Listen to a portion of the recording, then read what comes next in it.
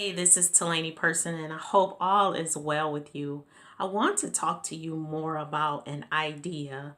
One of the reasons why I keep just majoring in on an idea is because when God gives you an idea, there are two areas that He is really expanding in your life. And number one is who you were created to be in Christ, and number two, His plans for your life.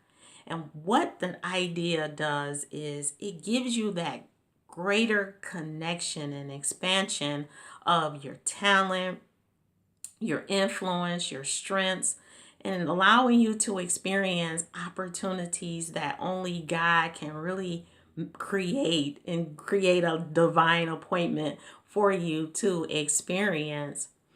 Now, one of the things that keep us from entertaining or receiving those ideas, or when we get stuck from moving forward with those ideas, is negative emotions.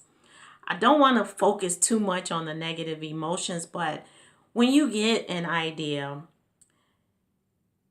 there's one thing that happened, and that is the opportunity to grow. And so when you're growing, you're really entering to that space of discipline where you are getting rid of the bad habits, fighting for your new habits. But what's included in those habits is your emotions.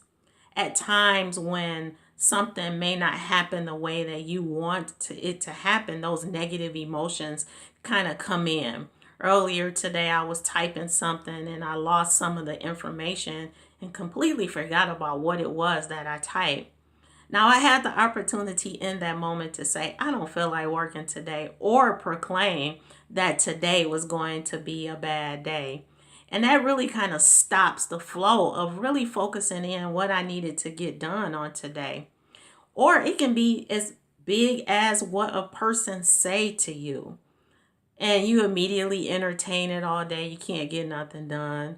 Or you may have just stopped and responded, and you really are just drained, and you just kind of rehearsing what has happened or what they said to you. And then another part is like circumstances. You can enter into the circumstance of when you get this idea, something come up against you, and you just like, I'm just going to keep maintaining and stay in my comfort zone and not really kind of entertain this because I got to deal with this situation first. Or it could be failures, a small failure or something that's connected to your past. And when you look at that, just count yourself out immediately because of a past failure. Whatever it is, those are different scenarios of how negative emotions just continue to just ride you and allow you to focus in on what it is um that's really bothering you. But the good thing is, when it comes to getting an idea, you're really fighting for your good emotions, your positive emotions. So how do you really create this habit of entering into the good emotions? One of the things that you have to do is ask yourself is, am I in faith? That's the number one thing. So when something comes against you and attempts to discourage you, just ask yourself, am I in faith? Number two is allow peace to rule in your hearts. When something is challenging you or tempting you to just give up, ask yourself, am I allowing the peace of God to rule in my heart? And when you allow the peace of God to rule in your heart, it overrides those negative emotions where you can enter into a zone of sound thinking. You can stay focused on what it is that God will have you to do. And then the third part is receiving God's instructions. This is one of the reasons why the children of Israel could not enter into the promised land, is because they could not receive God's instructions. And the reason why they couldn't receive it was because of a major dominant negative emotion that was in their life, and that was discouragement. They were too discouraged to receive what God had for them in their future.